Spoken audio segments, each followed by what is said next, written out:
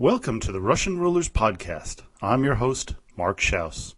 Episode number 8, Dmitri Donskoi. At the end of last week's podcast, I mentioned that I was going to replay the lives of 3 of the Russian rulers, Dmitri, his son Vasily I, and his grandson Vasily II. But after researching Dmitri, I found there was so much information about him that I wanted to just focus on him for this episode. So, let's go on. Tell a Russian you've heard about Dmitri Donskoi and watch the chest puff, a proud smile come out, and a nod of their head, and be prepared for a big Russian hug as you have just told them that you know the story of a true Russian hero. While Grand Prince Dmitri did not rid his country of the Mongols, he was the one who showed the Russian people that they could stand up to their supposed invincible overlords. And yes, the Russians can be a proud and independent people someday. When Ivan the Meek, Dmitri's father, died in 1359, his 9-year-old son was expected to be given the title of Grand Prince of Moscow without dispute. But as had happened many times in the past, the old Kievan appanage system reared its ugly head, which gave rise to an older uncle claiming his right to the throne over the young boy. The claimant, Dmitri of Suzdal. Both were direct descendants of Visvalad the Big Nest, but then again, who wasn't a descendant of this prolific father? Here we finally have a clash of 2 systems, one of Kiev, which influenced early Russia and followed the schizophrenic and debilitating appanage system, and Moscow, where rule went from father to son, a direct lineage. Dmitri of Suzdal tried to gain control of Moscow and briefly garnered the title of Grand Prince of Moscow by bribing a rival Khan to the one that had given Dmitri Ivanovich his title. But due to the overwhelming outcry of the Russian people, the backing of Metropolitan Alexei, the urging of some of the boyars in his own town of Suzdal, and of course the big bribes that eventually came in to the Khan and his advisors, so Dmitri Suzdal abandoned his claim to retain the title of Grand Prince of Moscow. With the title firmly in his hands, the now presumptive leader of most of Moscow, with Metropolitan Alexei guiding him, he began to consolidate power and gain respect of his fellow princes. This change in hereditary passing of titles from father to son, and quickly dealing with a potential usurper, was the breaking point between the old Kievan system and the model that was to carry the way of the Russian rulers all the way to the early 20th century. George Vernadsky, a prominent Russian historian, put it this way in explaining how the time of the Mongol dominance changed Russia and buried the Kievan ways. Quote, "A convenient method of gauging the extent of Mongol influence on Russia is to compare the Russian state and society of pre-Mongol period with those of the post-Mongol era, and in particular to contrast the spirit and institutions of Muscovite Russia with those of Russia in the Kievan age. The picture changed completely after the Mongol period. Now this is in contrast to another historian, Sergei Platonov, who said, and how could the Mongol influence on Russian life be considerable when the Mongols lived far off, did not mix with the Russians, and came to Russia only to gather tribute or as an army, brought in for the most part by Russian princes for the prince's own purposes.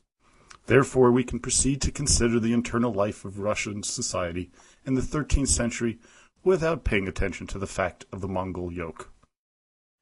Now my opinion here is with Vernadsky and another very respected Russian historian, Ryazanovsky, who believed that the influence of the Mongols was not in the institutions they introduced to Russia, which were very few, but in the forced changes in traditions that guided Russia's path and destination, and their eventual tremendous expansion.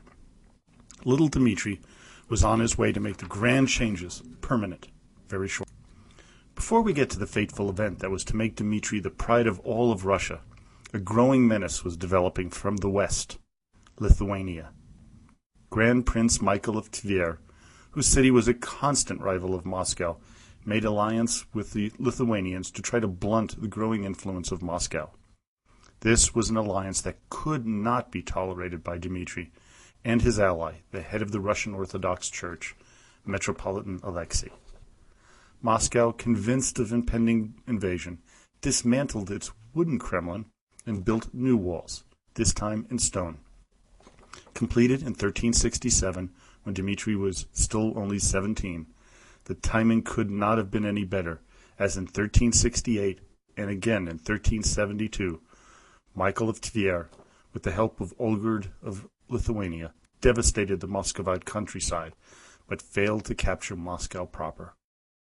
Dmitri, having defeated the Lithuanians, made peace with them, which allowed him to turn his attention to Michael of Tver, whom he defeated on the field of battle.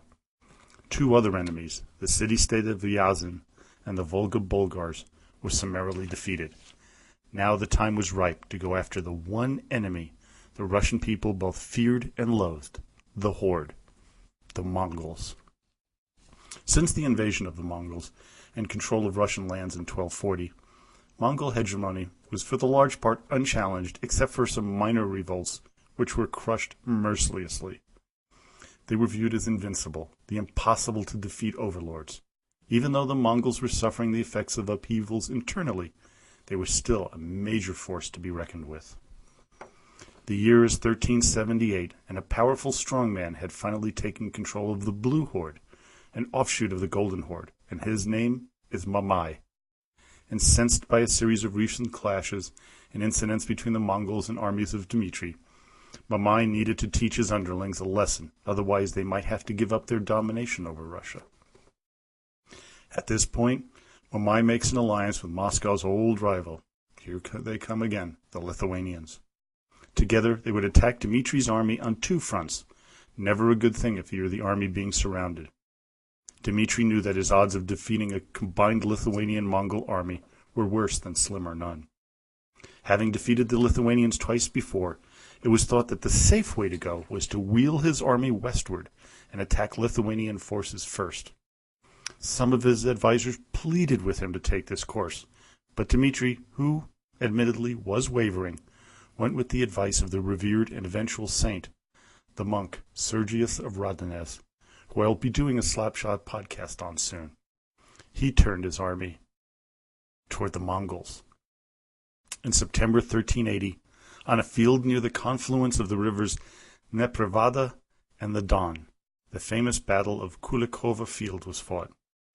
This battle was the one to shatter the notion of Mongol invincibility once and for all. This is also where he gets his name, Dmitri Donskoi, Dmitri of the Don. Now, the first major battle to occur before the Battle of Kulikova Field was in 1378, where Mamai sent an army to invade Ryazan and draw the Muscovite army into a battle. The armies met in August 1378 near Ryazan on the Voza River. The Mongol, always super confident, committed a grievous error and crossed the river to attack the Russians.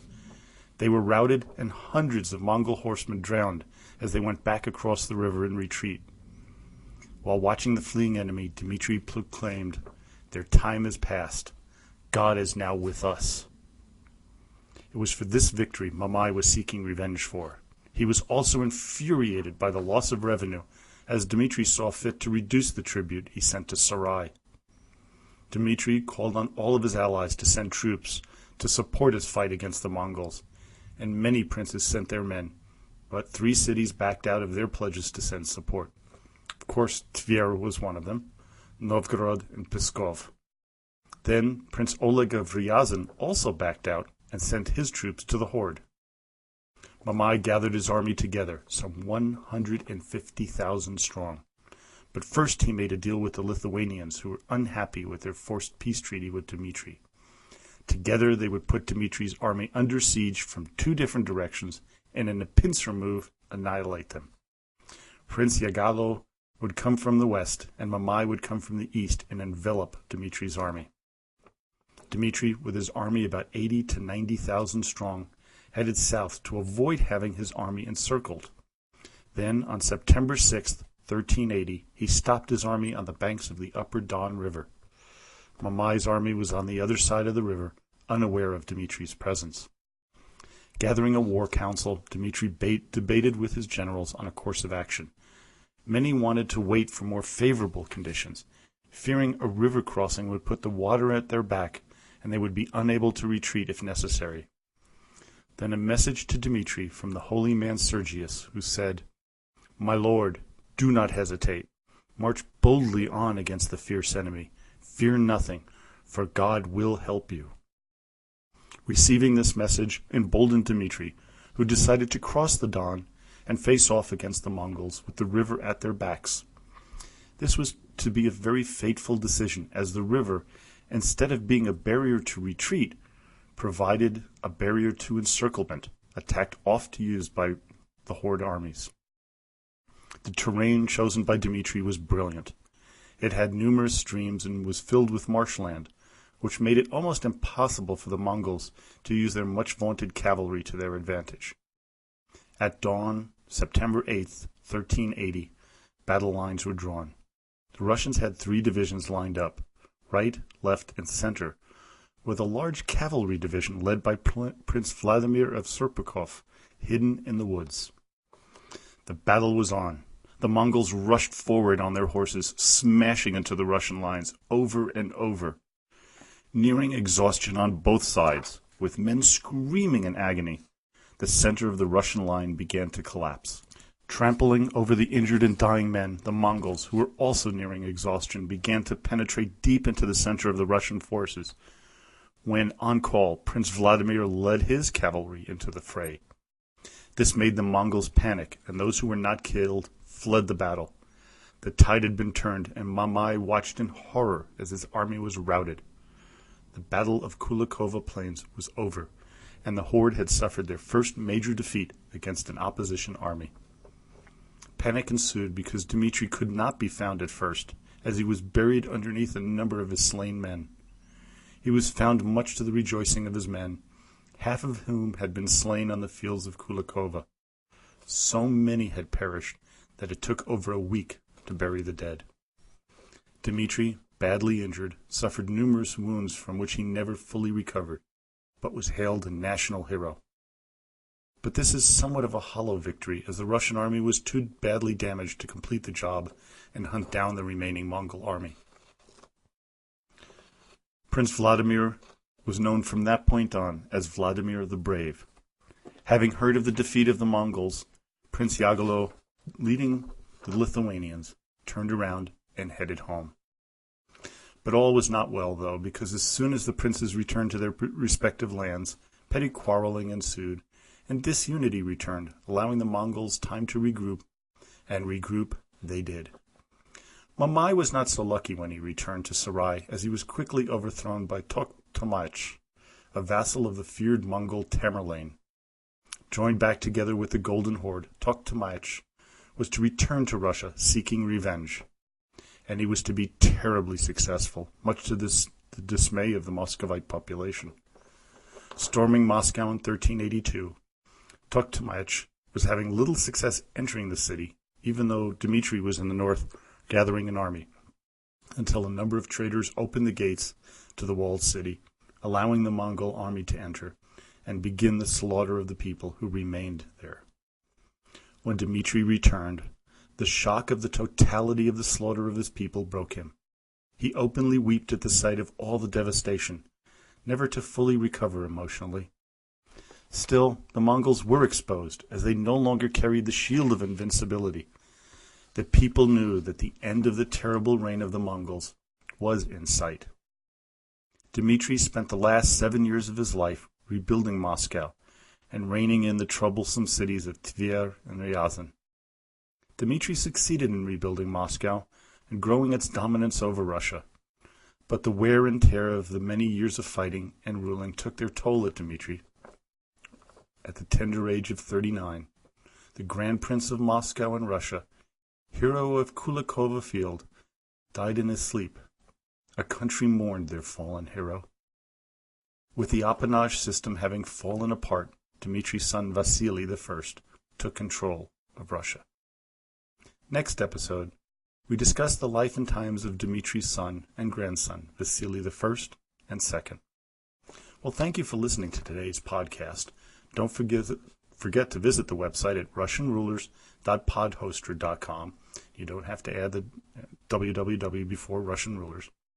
Just leave a comment, make a suggestion, ask a question, and as always, до свидания и спасибо большое.